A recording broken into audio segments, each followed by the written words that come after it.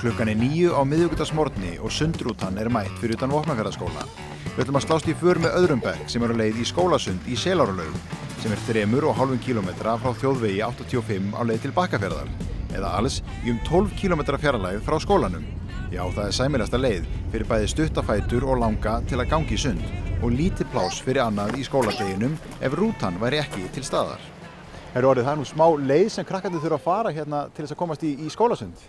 Já, þetta 10 kílómetra ef mig misminnir ekki, þannig að þetta skólasundi hérna hjá okkur smá svona vertíð og þetta tekið bara í svona hálfgerði skorpunni, þess að á haustin og vorin og það bara svona keyrt á þetta alveg í 2 vikur, þannig að bara út af vegalendunum sko, þannig að ég þekki náttúrulega ekkert annað sko, þegar ég byrjaði bara að kenna hér, þannig að þetta svo sem bara eðlilegt fyrir mér. Þetta sögufræg laug og það hafa nú Vopnfirðingar hafa verið að læra sund hérna bara í gegnum árin. Jú, mikið rétt. Ég hafi heyrt sögur af því að í gamla daga eins og þegar móðir konunum minna var að læra sund sko, þá gistuðu hérna. Það voru bara í 2 vikur og það var bara matraður á staðnum og hér var bara gist. Svo var bara synd.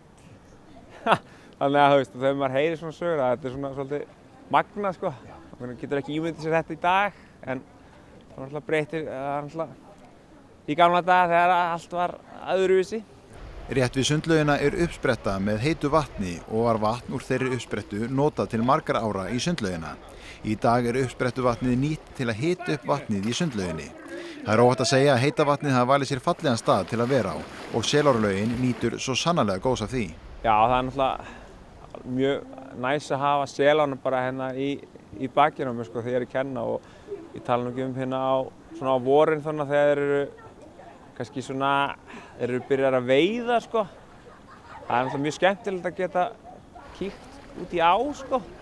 En og svo náttúrulega bara umhverfið, þetta náttúrulega, hálfgerð náttúruleg. En já, eins og ég segi, þá náttúrulega byrjaði ég að kenna hérna fyrir austan sko. Þannig að ég hef ekkert við mig nema þetta.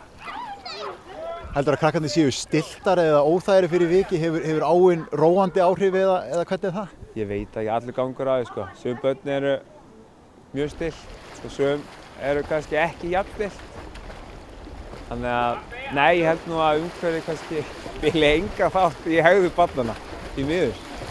Og hérna maður sér það fyrir aftan, þau eru mjög spennt að byrja tímann, þannig að við kannski tefjum ekkert mikið meira. Nei, nú eru 3 mínútur liðnar af tímanum þeirra og þetta þannig hópur að þau láti í sér heyra eða fyrst á þeim broti.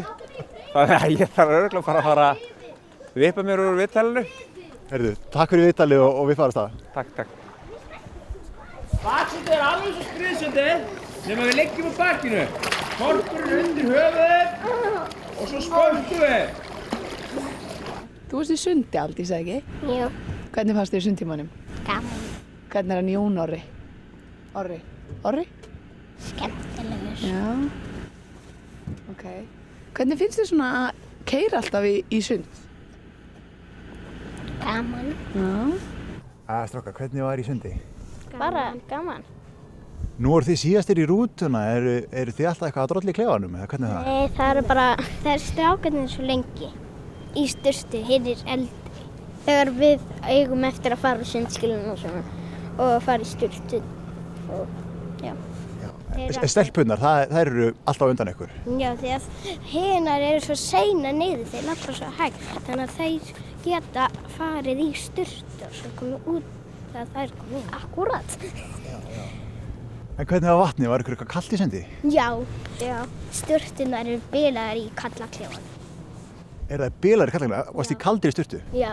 Sturtan, sko, bara vatnið kemur út allt og gult vatn sem er ógeðslegt. Gult vatn líka? Gult og kalt vatn? Já. Ekki að ljúga.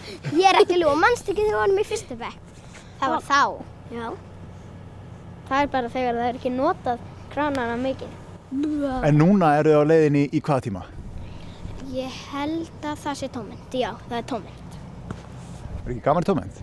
Nei. Jú. Ekki gaman tómmynd. Skemmtilegir í sundi? Já.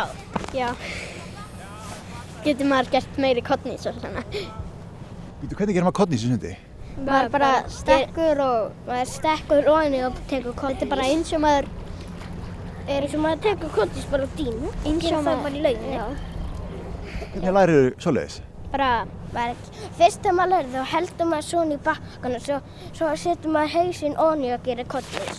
En svo þegar maður er búinn að læra það getur maður farið út í djúpi og gert það án þess að halda sér í. Svo gerði ég eitt og það var í rólu. Ég tók heljarstokk í henni. Ég hef líka gert það. Ertu ekki að meina þegar við rólum og svo förum við aftur og bak, svona, þannig kornís? Jú. Ég hef gert það. Ok, en eru þið að æfa einhverjar íþróttir hérna á Vopnafirði? Já, fótbolta. Æfa fótbolta og ég er að æfa blak. Ég er að fara að byrja líka í blaki. Ég var einu sinni líka í blaki. Og svo er ég líka að æfa frjálsar. Bjarki, bara láta þið vita. Ef þú ert að ljúga, þá er mamma þín kannski bara að horfa á þig á fimmtudaginn. Ég er ekki að ljúga, sko. Ég er líka í frjálsum, sko. Eru þið nokkuð að vera seinir í tíma? Já. Kannski. Þú eru ekki að fara að hlaupa í tíma? Jú. Þá bara þakka þér fyrir viðtalið og þið með að hlaupa í tíma. Takk. Bara, kanna.